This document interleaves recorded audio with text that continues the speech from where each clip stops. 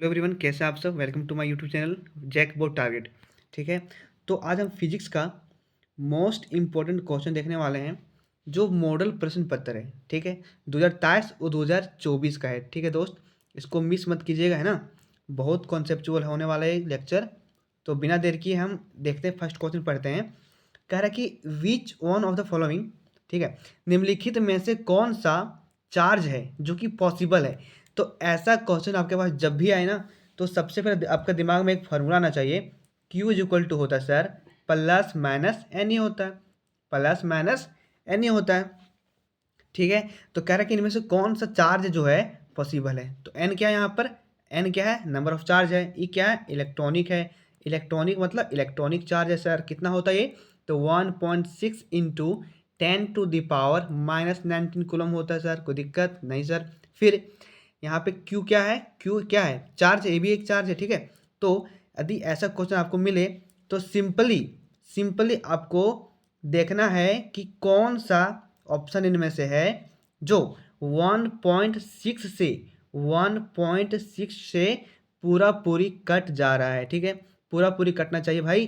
कुछ भी point, decimal point यहाँ पर फ्रैक्शन में नहीं होना चाहिए। ठीक है, तो यदि हम q is equal to n लिखते हैं, q is equal to n लिखते हैं, q is equal to n लिखते हैं, तो क्या n इज इक्वल टू हम लिख सकते हैं, एन इज इक्वल टू लिख सकते हैं क्यू बाई, लिख सकते हैं क्या, क्यू बाई। क्यों नहीं लिख सकते सर, हाँ लिख सकते हैं, आराम से लिख सकते हैं।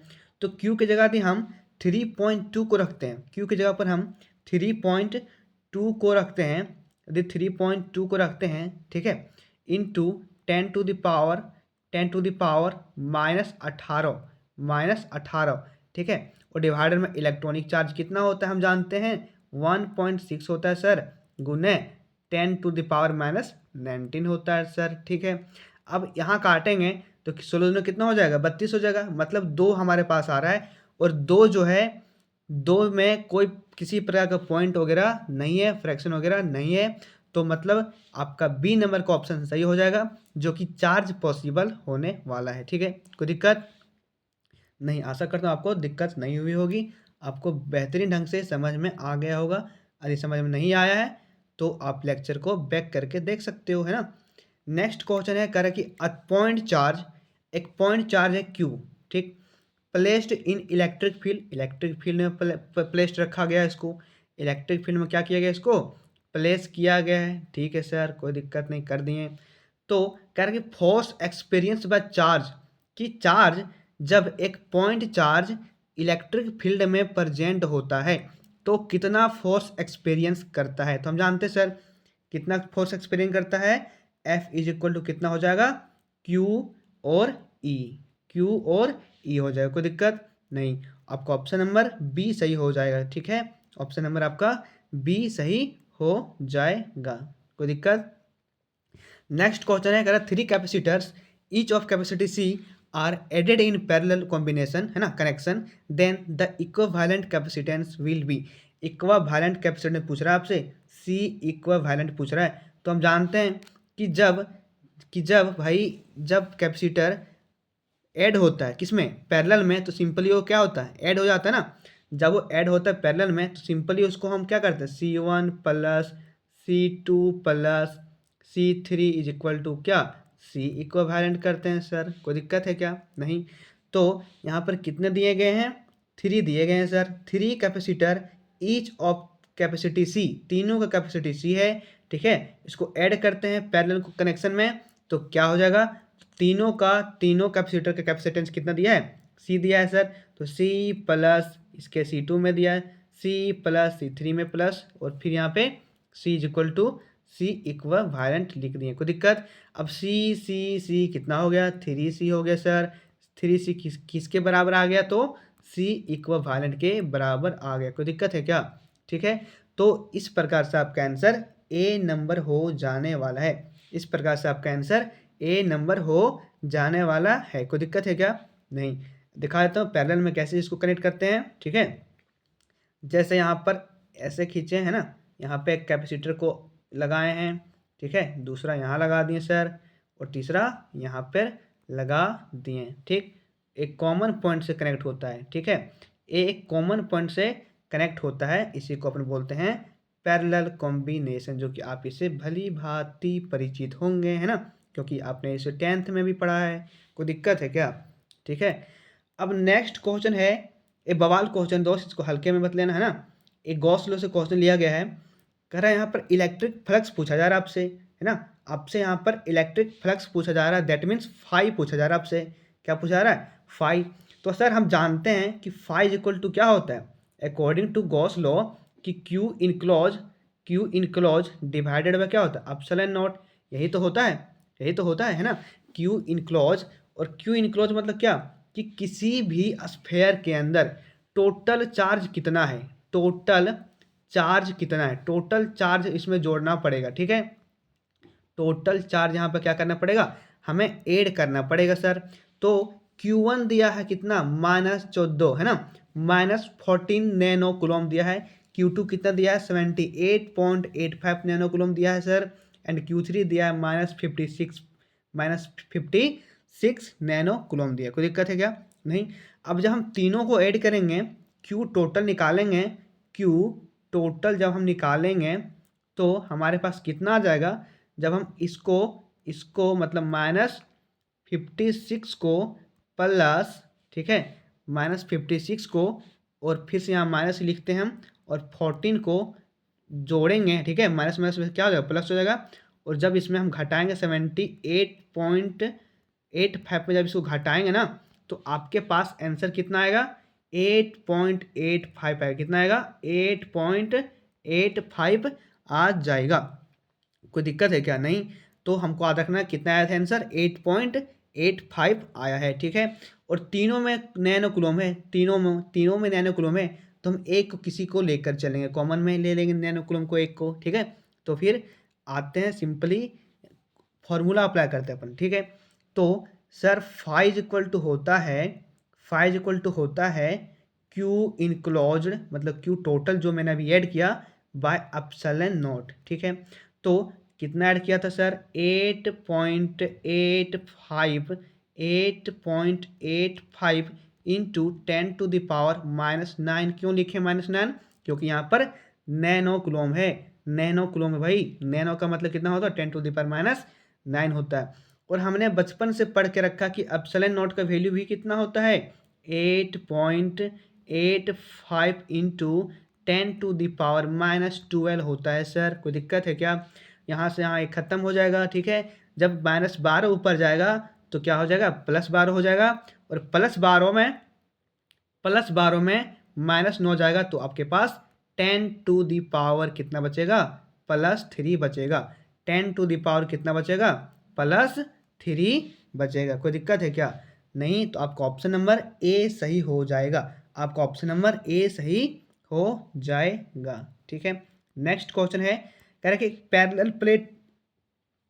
पैरेलल प्लेट एयर कैपेसिटर है, एक पैरेलल प्लेट एयर कैपेसिटर है, हैज अ कैपेसिटेंस, जिसका कैपेसिटेंस सी है। कह रहे जब इसको कंप्लीटली पूरी तरीके से फिल करते हैं, भर देते हैं, किसके द्वारा, तो एक डाइलेक्ट्रिक कांस्टेंट के द्वारा, ठीक है, एक डाइलेक्ट्रिक के द्वारा। और उस डाइलेक्ट्रिक का डाइलेक्ट्रिक कांस्टेंट दिया है, के का वैल्यू आपको दिया है कितना, 5 दिया है। कितना दिया है सर, 5 दिया है। The percentage increase in the capacitance, कितना परसेंट कैपेसिटेंस इसमें इंक्रीज होगा, ठीक है। तो पहली बात, यहाँ पर सारे के सारे ऑप्शन नहीं है, मतलब कहने का मतलब कि ऑप्शन यहाँ पे मैच नहीं करेगा, क्योंकि गलत दिया गया है ना। तो यदि इसको बनाते हैं तो आपने एक फार्मूला पढ़ा होगा कि सर कैपेसिटेंस का फार्मूला होता है A∈0/D होता है। कोई दिक्कत है क्या? नहीं। अब जानते हैं कि इसको हम डायरेक्टली भरते हैं तो इसमें कैपेसिटेंस कितना टाइम इंक्रीज करता है, के टाइम इंक्रीज करता है। कोई दिक्कत है क्या? नहीं। अब ये सपोज ये सी है, ठीक है। अब यदि हम सी डैश को लिखें, यदि लिखें, ठीक है, यहाँ पर सी डैश लिखें, और इसको अपन सी मान लिए, ठीक है, इसको अपन क्या मान लिए, सी मान लिए सर, सी मान लिए। और के कितना दिया गया सर, यहाँ पे 5 दिया है, ध्यान से, के कितना दिया गया यहाँ पे, 5 दिया है, 5 लिख दिए हैं। कोई दिक्कत है क्या? नहीं। मतलब आपका यहाँ पे सी डैश का मान कितना आ गया, सी डैश का मान कितना आ गया, जल्दी बोलो जल्दी बोलो, तो 5C आ गया। कितना आ गया, सी डैश का मान कितना आ गया, सी डैश का मान तो 5 आ गया, ठीक है। कोई दिक्कत है क्या? नहीं। अब हमको परसेंटेज निकालना सर, तो परसेंटेज निकालने के लिए हम क्या करते हैं, परसेंटेज निकालने के लिए क्या करते हैं हम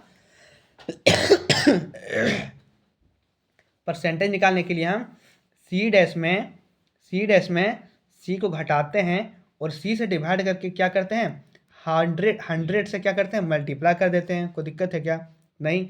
सी डैश का मान कितना है, 5c है। कितना है, 5c लिख दिए, 5c, ठीक है, माइनस सी और डिवाइडेड बाय सी इंटू 100। कोई दिक्कत? अब हम क्या करते हैं, इसको यहाँ पे सॉल्व करते हैं, इसको यहाँ पे सॉल्व करते हैं, ठीक है। यहाँ पे देखिएगा 5c में c जगह कितना बचेगा, 4c है ना, क्या बचेगा, 4c बचेगा, और नीचे c है और गुना हो जाएगा किससे, 100 से। तो सर c कटेगा क्या, हाँ कटेगा, और 400 गुना 4 गुना 100 करेंगे तो कितना आ जाएगा आपके पास, 400% आ जाएगा। कोई दिक्कत है क्या? नहीं।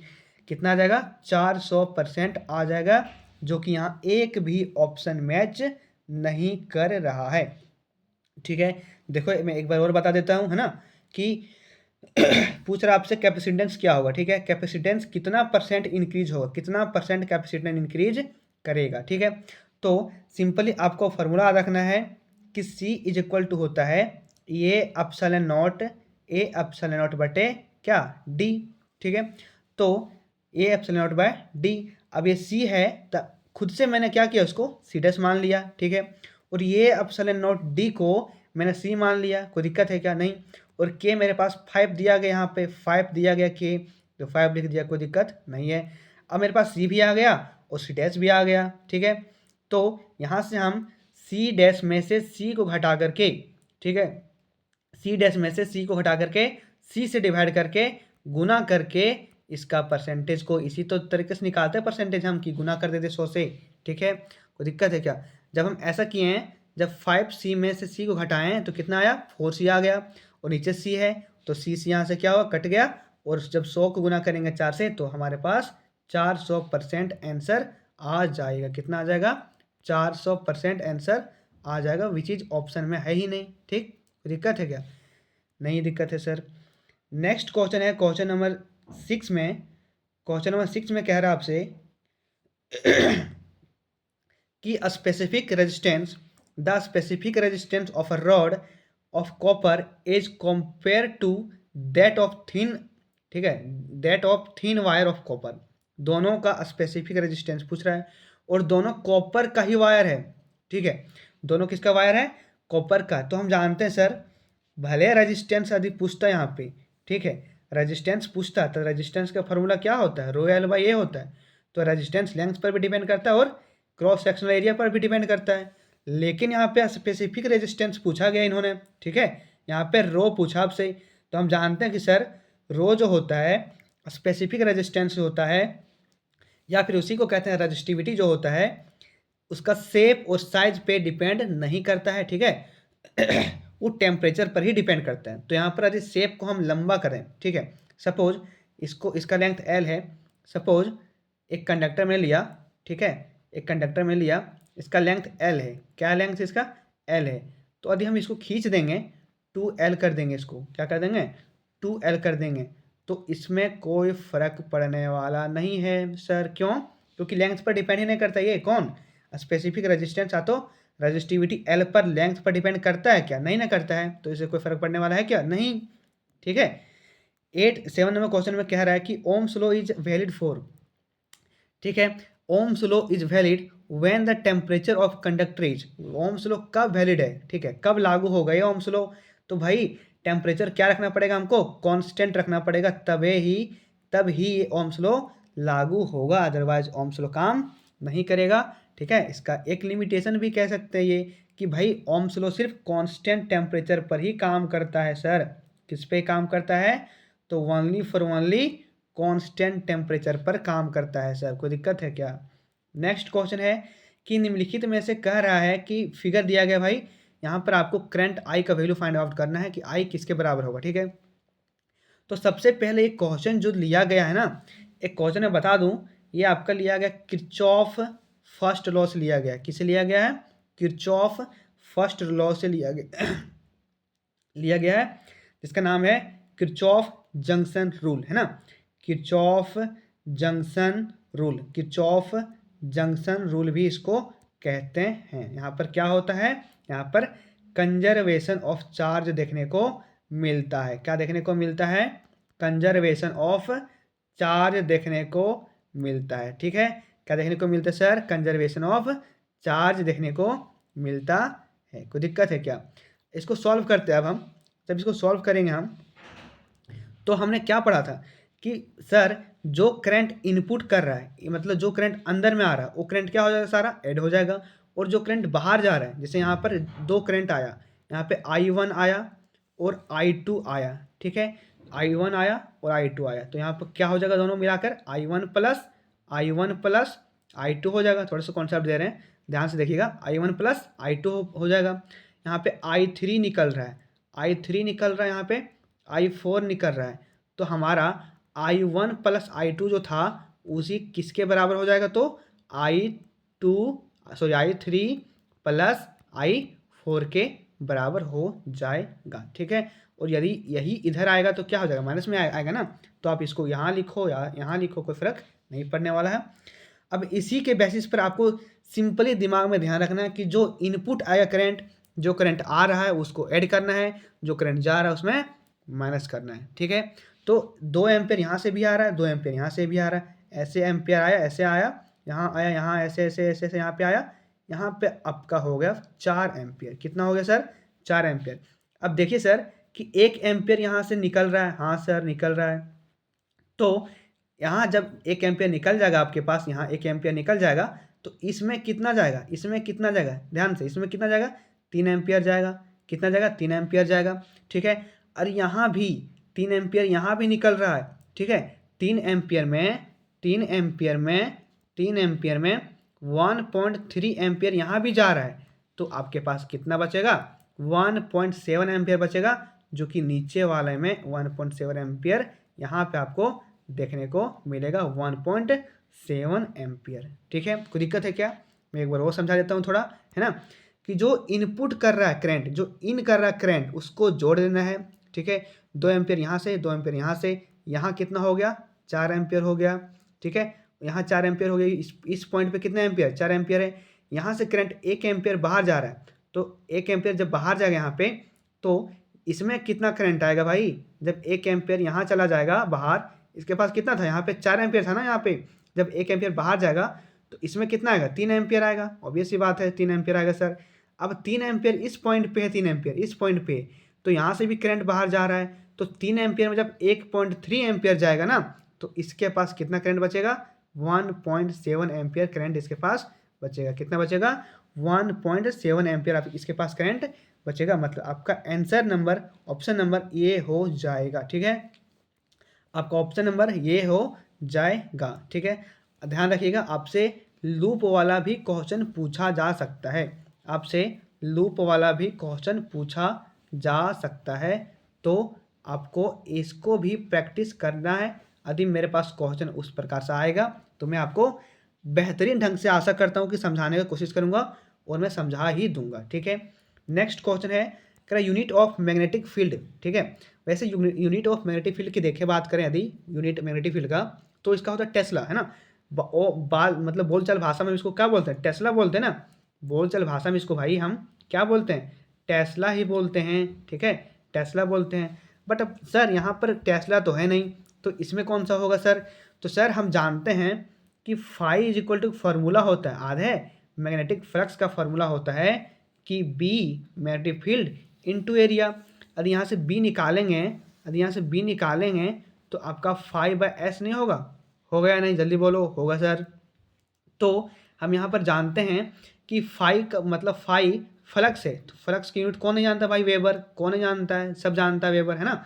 और यहाँ पे एरिया है, तो एरिया का क्या होता है यूनिट, मीटर स्क्वायर होता है, मीटर स्क्वायर करेंगे, तो जब ये ऊपर जाएगा ना दोस्त, जब ये ऊपर जाएगा ना, तो आपका हो जाएगा weber per metre square, weber per metre square. कोई दिक्कत है क्या, नहीं, तो आपका ऑप्शन नंबर बी हो जाएगा, ऑप्शन नंबर बी हो जाएगा, वेबर पर मीटर स्क्वायर। कोई दिक्कत है क्या, नहीं है।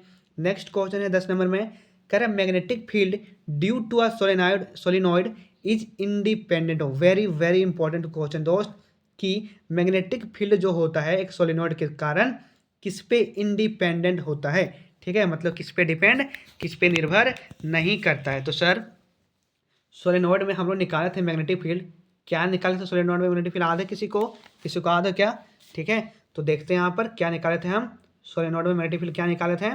तो सर निकाले थे B इज इक्वल टू होता है, B इज इक्वल टू होता है म्यू नॉट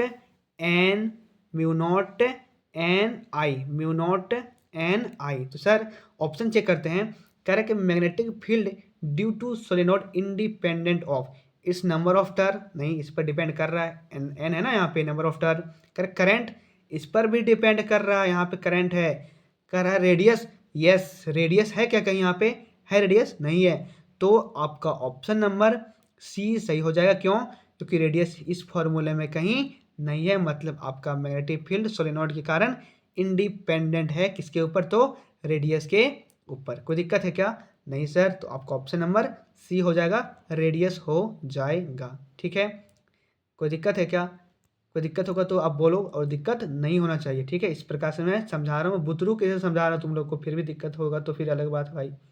कह रहा है नेक्स्ट क्वेश्चन है कि दो थिन लॉन्ग पैरेलल वायर है, ठीक है, एक वायर ले लिया मैंने, दूसरा वायर ले लिया, पतला वायर है ना, पैरेलल वायर है, सेपरेटेड बाय डिस्टेंस डी, इसका डिस्टेंस हम सपोज यहाँ पर एक वायर लिए हैं, ठीक है, यहाँ भी एक वायर लिए हैं, सेपरेटेड डिस्टेंस डी से, डिस्टेंस डी से सेपरेट है, कोई दिक्कत है क्या, नहीं। इसको वायर 1 ले लेते हैं हम, सिंपली वायर आई इसको रखते हैं, इसमें करंट आई जाता है, करंट इसमें भी आई जा रहा है, ठीक है। इसको वायर 1 रख सकते हैं हम, वायर 1 रख सकते हैं, इसको वायर 2 लिख सकते हैं, उतना दिक्कत यहाँ पे नहीं करना है, लिख दो सिंपली। कह रहा है कि दो थिन लॉन्ग पैरेलल वायर, दोनों है पैरेलल है एक दूसरे के, है ना पैरेलल, ठीक है, सेपरेटेड बाय डिस्टेंस डी के द्वारा सेपरेट है, कर दिया सेपरेट। करंट आई जा रहा है इन द सेम डायरेक्शन, दोनों का डायरेक्शन सेम है, तो ये क्या करेगा, तो मैंने पढ़ा है कि सर यदि दो पैरेलल वायर में करंट डायरेक्शन सेम में जा रहा है, ठीक है, करंट की डायरेक्शन यदि सेम है तो वो एक दूसरे को अट्रैक्ट करेगा, क्या करेगा, दूसरे को अट्रैक्ट करेगा सर, एक दूसरे को क्या करेगा, अट्रैक्ट करेगा। लेकिन ऑप्शन में देखो, यहाँ पर ऑप्शन डी वैसे तो होगा ना, रिपेल तो कर नहीं सकता, ऑप्शन बी तो रिपेल नहीं कर सकता है।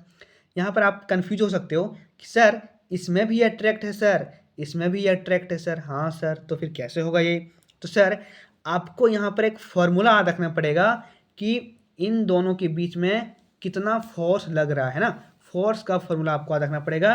तो सर हमने इसका डेरिवेशन भी किया है सर, कि फॉर्मूला जो होता है ना sir, mu not I square divided by 2πr होता है सर, बट r यहाँ पे क्या है, d है, तो यहाँ पर d लेंगे। तो ये कहाँ किसी मैच कर रहा है क्या, देखो तो ऑप्शन नंबर आपका ये में ये मैच कर रहा है, जबकि सी में यहाँ पर डी स्क्वायर दे दिया है, स्क्वायर यहाँ पर होता है क्या, नहीं होता है ना, तो आपका ऑप्शन नंबर ये सही हो जाएगा, ऑप्शन नंबर ये सही हो जाएगा। देख रहा है दोस्त किस प्रकार से घुमा रहा है ये, है ना, घूमना नहीं है आपको, जैक बोर्ड पर काबू आपको पाना ना, जैक बोर्ड को रगड़ देना है ना, तो आपको थोड़ा सा मेहनत करना ही पड़ेगा ना। नेक्स्ट क्वेश्चन है दोस्त, कह रहा कि SI unit of self inductance, SI unit of self inductance, तो आपसे सेल्फ इंडक्टेंस पूछ दे या फिर म्यूचुअल इंडक्टेंस पूछ दे, बात एक ही है, बात एक ही नहीं है, लेकिन दोनों का यूनिट सेम होता है, क्या होता है सर, तो हेनरी होता है, क्या होता है, हेनरी होता है, किसका, तो सेल्फ इंडक्टेंस पूछे या म्यूचुअल इंडक्टेंस पूछे, दोनों का यूनिट सेम होता है, ठीक है।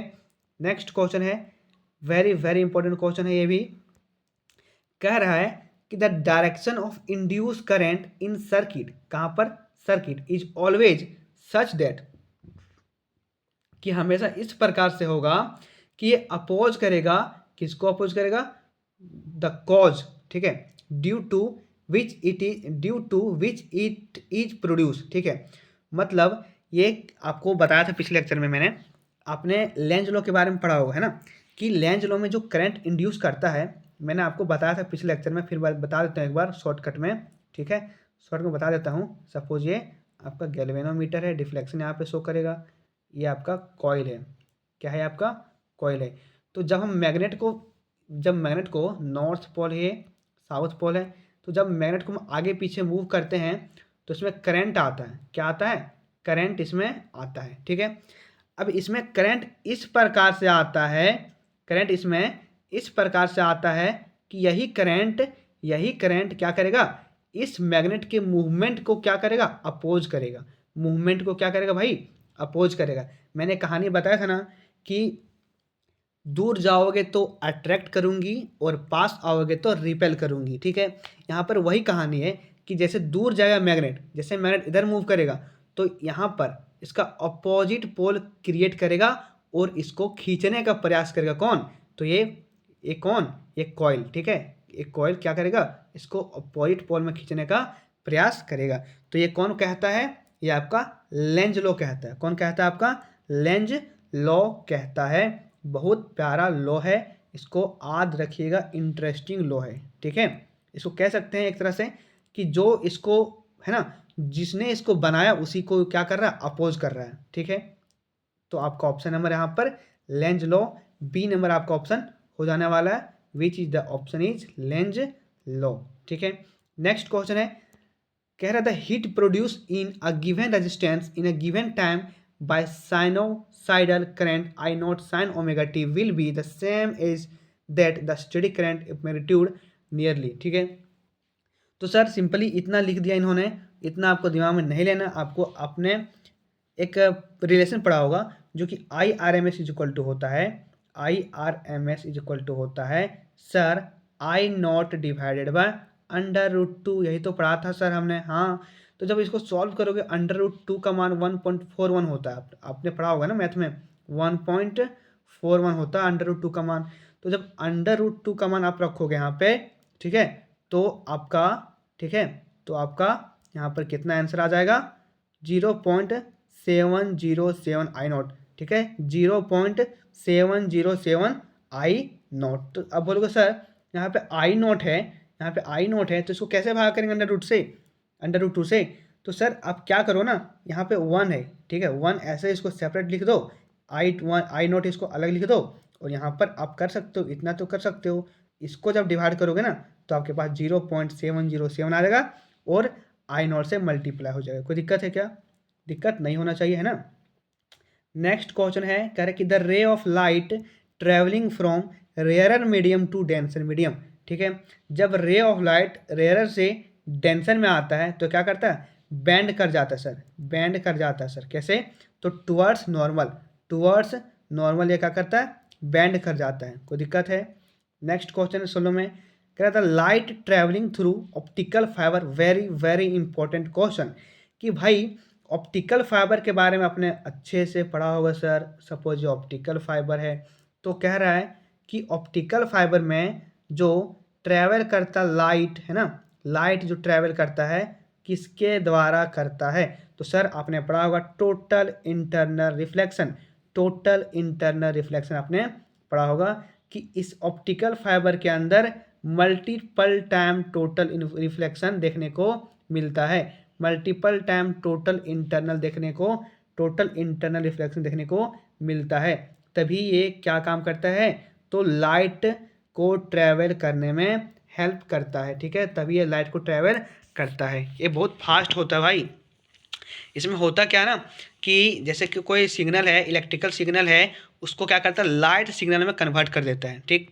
और लाइट सिग्नल में कन्वर्ट करने के बाद इसमें क्या करता है, ट्रांसमिट करवाया जाता है। आपने हमेशा से पढ़ा होगा कि लाइट जो होती है ना, प्रकाश जो होती है वो एक सीधी रेखा में गमन करती है, तो एक प्रकाश ट्रैवल करती है स्ट्रेट लाइन में। लेकिन ऑप्टिकल फाइबर एक ऐसा फाइबर है ना जहाँ पर लाइट जैसे तैसे, मतलब कह सकते हैं उसका कोई डायरेक्शन वहाँ पर नहीं होता है। जैसे तार ऐसे वैसे, तार ऐसे ऐसे कर दिया ना, यदि यहाँ पर हम ऑप्टिकल फाइबर को, यदि यहाँ पर हम लाइट पास करेंगे ऑप्टिकल फाइबर में, तो आपका लाइट ऐसे ऐसे मूव करेगा और यहाँ पर अल्टीमेटली आपको इसके एंड पे दिखाई देगा लाइट। कोई दिक्कत है क्या, ठीक है। ये एक इंटरेस्टिंग बात है भाई कि हमने तो बचपन से पढ़ के ही रखा है कि लाइट हमेशा कहाँ कैसे ट्रैवल करती है, तो सीधी रेखा में ट्रैवल करती है सर, है ना, सीधी रेखा में ट्रैवल करती है। लेकिन यहाँ पर एक उल्टा हो गया सर कि ऑप्टिकल फाइबर एक ऐसा डिवाइस है, एक ऐसा फाइबर है जो क्या काम करता है, लाइट को, है ना, कोई डायरेक्शन लाइट का है क्या, देखो यहाँ कोई डायरेक्शन है लाइट का, नहीं ना है, कोई डायरेक्शन है लाइट का यहाँ पे है क्या, नहीं है। यहाँ पे यदि लाइट हम पास कर रहे हैं, यहाँ पे यदि लाइट पास कर रहे हैं और लाइट यहाँ पे आ रहा है, बाहर आ रहा है, तो ऐसे जैसे जैसे जैसे है ना, मतलब रेंडमली है, जैसे तैसे आके निकल रहा लाइट, मतलब कोई डायरेक्शन लाइट का यहाँ पर नहीं है। तो किसकी वजह से होता है, टोटल इंटरनल रिफ्लेक्शन की वजह से होता है, टोटल इंटरनल रिफ्लेक्शन होने की वजह से होता है, जो कि यहाँ पर इंसिडेंट एंगल जो हो जाएगा ग्रेटर देन हो जाएगा किसके, किससे, तो क्रिटिकल एंगल से। और क्रिटिकल एंगल कितना डिग्री का होता है, 90 डिग्री का होता है, आपने पढ़ा होगा, ठीक है, कोई दिक्कत है क्या। नेक्स्ट क्वेश्चन है कि the image formed by objective lens by a compound microscope. तो इन्होंने ऑब्जेक्टिव लेंस पूछा दोस्त, इन्होंने आई पीस नहीं पूछा है। आपको तो अच्छे से आता होगा ना कि कंपाउंड माइक्रोस्कोप में ऑब्जेक्टिव लेंस और दो लेंस होता है, उसमें ऑब्जेक्टिव लेंस होता है और एक आई पीस होता है, ठीक है, ऑब्जेक्टिव लेंस होता है, दूसरा कौन सा होता है, आई पीस होता है सर, ठीक है। तो पूछ रहा है कि ऑब्जेक्टिव जो बनाता है इमेज, ऑब्जेक्टिव जो बनाता है वो इमेज कैसा होता है। तो हमने पढ़ा है सर, यहाँ पे इमेज बनता है, यहाँ पर इमेज बनता है, जो कि कैसा बनेगा, रियल बनेगा पहली बात। दूसरी बात की क्या बनेगा, ये लार्ज बनेगा, क्या बनेगा, लार्ज बनेगा। कोई दिक्कत है क्या, रियल बनेगा और भाई लार्ज बनेगा, ठीक है, आपको याद रखना है, ठीक है, इंपॉर्टेंट क्वेश्चन है।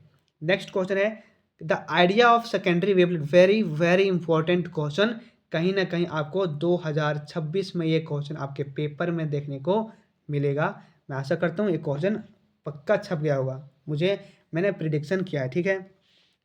कह रहा है कि the idea of secondary wavelet, कि सेकेंडरी वेवलेट का आइडिया क्या जो था वो किसने दिया था। तो ये हाइजेंस ने दिया था, किसने दिया था, ह्यूजेंस ने दिया था। हाइजेंस प्रिंसिपल आपने पढ़ा होगा ना, हाइजेंस प्रिंसिपल के बारे में। तो उन्हीं ने तो कहा था भाई कि एक वेवलेट, ठीक है, एक वेव फ्रंट का प्रत्येक पॉइंट, वेव फ्रंट का प्रत्येक पॉइंट एक एक किसके जैसा, तो एक स्फेरिकल वेव, एक पॉइंट सोर्स ऑफ वेव के जैसा काम करेगा, जिसको इन्होंने क्या नाम दिया, सेकेंडरी वेवलेट नाम दिया। किन्होंने दिया था, तो ये किसने दिया था, ये हाइजेंस ने दिया था। किसने दिया था, हाइजेंस ने दिया था। Important question, most important question दोस्त, इसको कर लेना जैसे तैसे, ठीक है, चाहे रट्टा मारना पड़े रट्टा मार लियो, लेकिन इसको छोड़ के जाओगे बड़ा पछताओगे दोस्त, है ना। नेक्स्ट क्वेश्चन है कि एक डबल स्लिट इंटरफेरेंस एक्सपेरिमेंट है, ठीक है, जो कैरिड आउट एयर में उसको किया जाता है, एयर में उस एक्सपेरिमेंट को किया जाता है।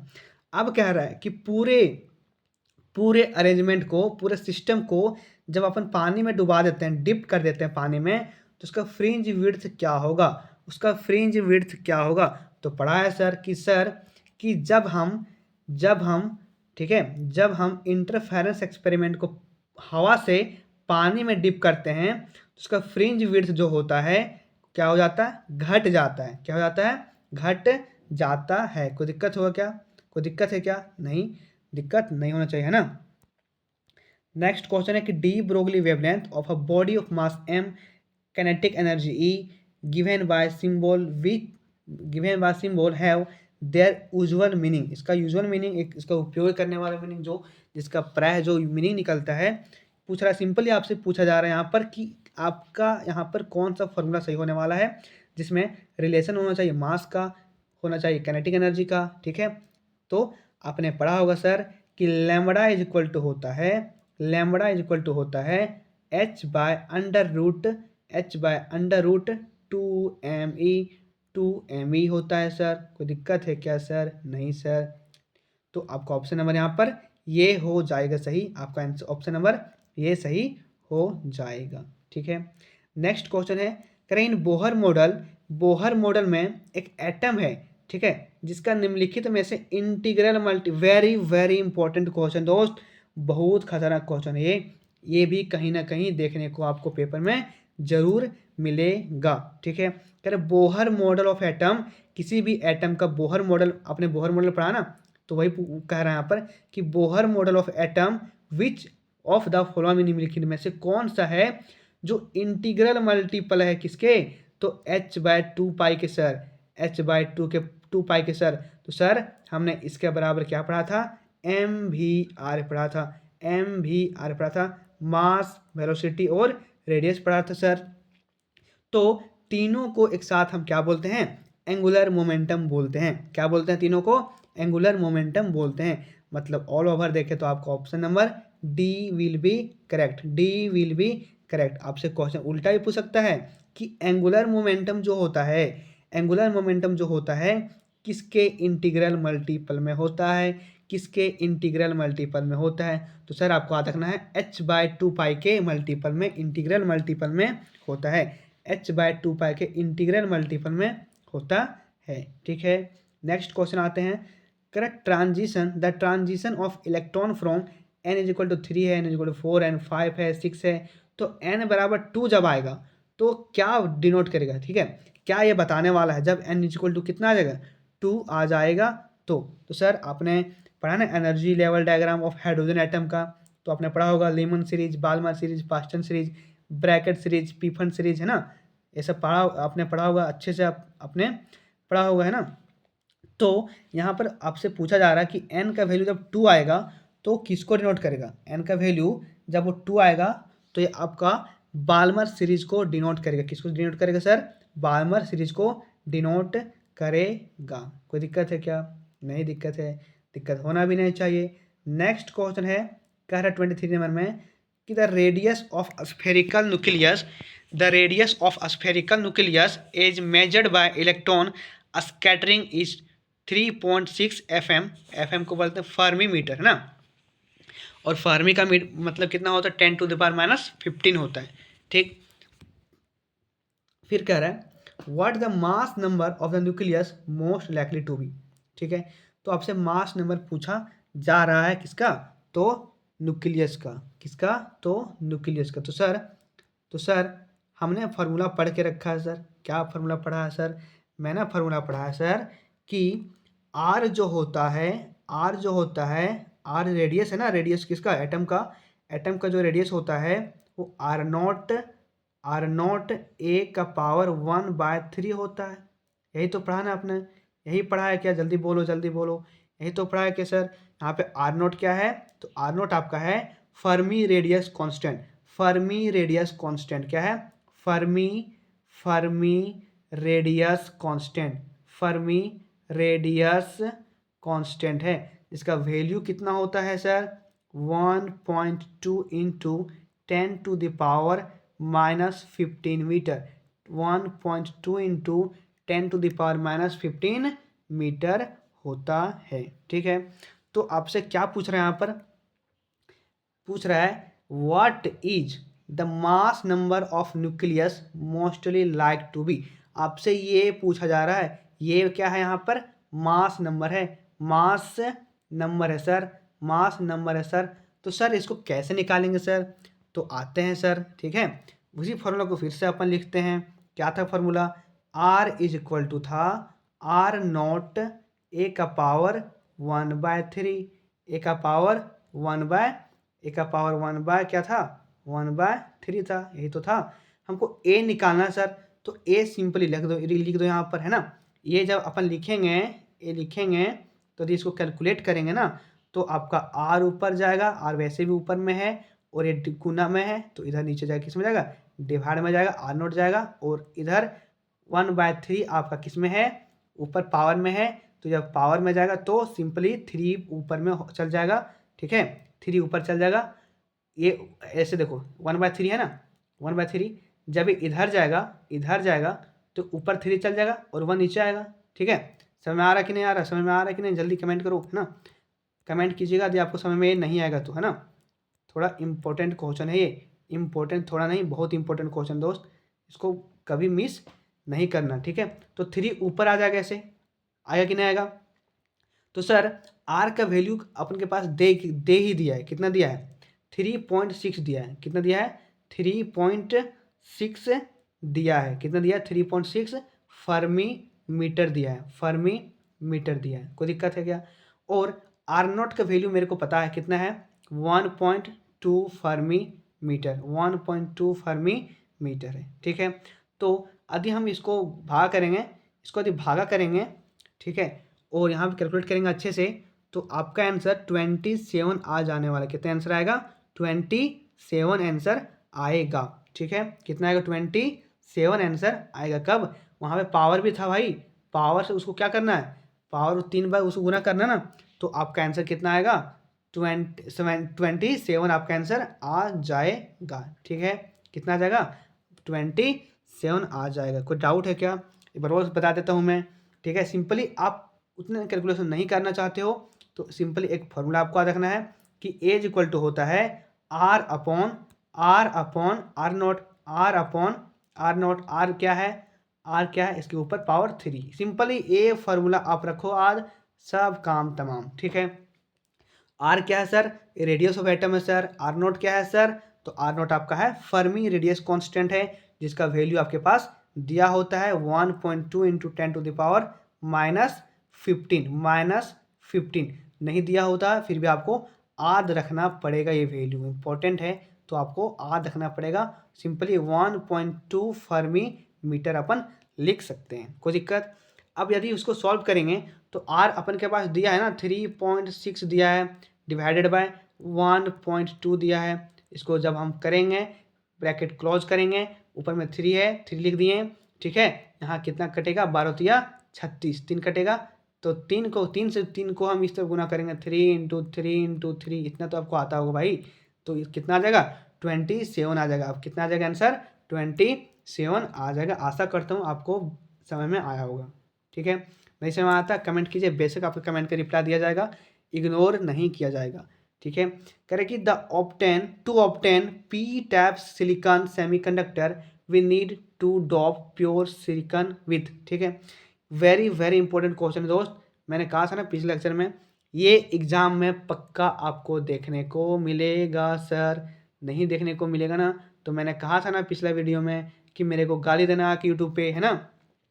आपसे चाहे पी टैप हो चाहे एन टैप हो, दोनों में आपको एक ना एक क्वेश्चन देखने को मिलेगा, चाहे इनडायरेक्ट हो चाहे डायरेक्ट हो। मैंने ये भी कहा था कि क्वेश्चन चाहे डायरेक्ट पूछे आपसे चाहे इनडायरेक्ट पूछे, लेकिन यहाँ से क्वेश्चन आपको देखने को मिलेगा ही मिलेगा सर। तो पूछा है क्वेश्चन में, बिना बकवास किए देखते हैं क्वेश्चन को। Correct, to obtain P type silicon. ठीक है, सिलिकॉन पी टाइप को ऑब्टेन करने के लिए हम सेमीकंडक्टर में किस एटम को, किस प्रकार के प्योर सिलिकॉन किसको डॉप करेंगे। ठीक है, किसको डॉप करेंगे? डॉप मतलब क्या करेंगे? उसको इलेबरेट करेंगे, है ना, सिंपली उसमें इंट्रोड्यूस करेंगे। ठीक है, तो सर पी टाइप का जब बनाते थे तो आपको याद है कि वहाँ पर हमको ट्राइवेलेंट कैटायन चाहिए था। क्या चाहिए था? ट्राइवेलेंट कैटायन चाहिए था। ट्राइवेलेंट कहने का मतलब क्या कि सर जो 3 बॉन्ड ना बनाता है सर, तो हमने एल्युमिनियम के बारे में पढ़ा है। एल्युमिनियम कितना होता है एटॉमिक नंबर? सर 13 होता है सर। कितना होता है? 2 होता है, 8 होता है और 3 होता है। तो 3 बाहर इलेक्ट्रॉन कितना है? 3 है, तो 3 बॉन्ड बनाएगा, है ना। तो एल्युमिनियम ही एक ऐसा, मतलब यहाँ जो जो 3 बॉन्ड बनाएगा, ठीक है, जो ट्राइवेलेंट कैटायन है वो सारे के सारे क्या देंगे आपको? पी टाइप के सेमीकंडक्टर दे देंगे। कौन? ट्राइवेलेंट। लेकिन पेंटावेलेंट आएगा तो वो कौन सा देगा? तो वो कौन सा देगा? वो कौन सा देगा? तो एन टाइप ऑफ सेमीकंडक्टर देगा। कौन? पेंटावेलेंट। कौन देगा भाई? पेंटावेलेंट कैटायन देगा। तो यहाँ पर आपको ऑप्शन नंबर ये हो जाएगा। क्यों? क्योंकि पी टाइप पूछा गया है, तो पी टाइप में ट्राइवेलेंट होता है। और एल्युमिनियम का जानते हैं कि एटॉमिक नंबर 13 होता है, बाहर में 3 इलेक्ट्रॉन होता है, 3 बॉन्ड बनाएगा, तो यहाँ पर ट्राइवेलेंट कैटायन बनेगा। और ट्राइवेलेंट कैटायन क्या होता है? पी टाइप ऑफ सेमीकंडक्टर को देता है। ठीक है, नेक्स्ट क्वेश्चन है, कह रहा है कि वन हीटिंग जब हम एक सेमीकंडक्टर को हीट करते हैं। ठीक है, जब हम एक सेमीकंडक्टर को हीट करते हैं, जब एक सेमीकंडक्टर को हीट करते हैं सेमीकंडक्टर को, तो इसका कह रहा है कि रेजिस्टेंस क्या होगा। तो जानते हैं सर, जब सेमीकंडक्टर को हम हीट करेंगे तो इसका रेजिस्टेंस क्या हो? घट जाता है। रेजिस्टेंस क्या होता है? घट जाता है सर। रेजिस्टेंस क्या हो जाएगा? घट जाएगा। रेजिस्टेंस क्या हो जाएगा? घट जाएगा। लेकिन यदि यहाँ पर सेमीकंडक्टर के जगह पर कंडक्टर होता, लो भाई साहब बहुत खतरनाक वाला क्वेश्चन है ये। यदि यहाँ पर कंडक्टर होता ना, तो यहाँ पर रेजिस्टेंस इंक्रीज कर जाता है ना। रेजिस्टेंस क्या कर जाता है भाई, कंडक्टर में टेम्परेचर बढ़ाते हैं तो आपका रेजिस्टेंस, जब हम टेम्परेचर बढ़ाते हैं कंडक्टर में, ध्यान से सुना, कंडक्टर में टेम्परेचर बढ़ाने पर रेजिस्टेंस बढ़ेगा, ठीक है। कंडक्टर में टेम्परेचर बढ़ाएंगे, यदि टेम्परेचर बढ़ाएंगे किसमें, कंडक्टर में, तो उसका रेजिस्टेंस क्या करेगा, इंक्रीज करेगा। लेकिन वही बात यदि हम सेमी कंडक्टर में यदि इसका हम टेम्परेचर को बढ़ाते हैं, हीट करते हैं, तो का रेजिस्टेंस क्या होगा, इसका रेजिस्टेंस घटेगा। और जल्दी से आप लोग एक सेमी कंडक्टर का एग्जांपल लिख के बताओ कि कौन सा सेमी कंडक्टर जिसको हम हीट करेंगे तो उसका रेजिस्टेंस घटने लगता है, ठीक है। कमेंट कीजिए, ठीक है। इसका आंसर आप लोग कमेंट करना ना भूलें। कमेंट में मैं आपका कमेंट को देखूंगा, ठीक है। तो थैंक यू, ठीक है, thank you, take care and bye bye. थोड़ा कमेंट कीजिए, आप लोग लाइक कीजिए, शेयर कीजिए वीडियो को हमारा, है ना, थोड़ा सपोर्ट कीजिए गाइज, ठीक है। और आप लोग थोड़ा सपोर्ट करते हो तभी तो हमारा मोटिवेशन आता है। मोटिवेशन कहाँ से आता है मेरा, आप लोग से ही तो आता है, ठीक है। मैं जल्द ही आप लोग के लिए बेहतरीन तरीके से, है ना, क्वेश्चन मतलब कहने का मतलब है कि 3 नंबर का, है ना, एक बार 3 नंबर करा दूंगा, एक बार 1 नंबर कराऊंगा और एक बार 5 नंबर कराने वाला हूँ, जो कि मोस्ट इम्पोर्टेंट रहने वाला है ना। तो आप लोग को टेंशन जरा सा भी नहीं लेना, क्योंकि हम, है ना, तो आपका भाई है आपके साथ, टेंशन आपको जरा सा नहीं लेना है। आपको बताया जाएगा कि कैसे एग्ज़ाम में कैसे क्वेश्चन को अटेंड करना है, किस क्वेश्चन पे कितना अप्रोच बनाना है। वैसे तो मैं बता ही रहा हूँ ऑब्जेक्टिव में कैसे अप्रोच बनाना आपको, बाकी आपको और अच्छे तरीके से बताया जाएगा कब, जब आपको सब्जेक्टिव क्वेश्चन करवाया जाएगा, ठीक है। तो मैं आशा करता हूँ आपको समझ में आया होगा लेक्चर। कमेंट करें, ठीक है। Take care, bye.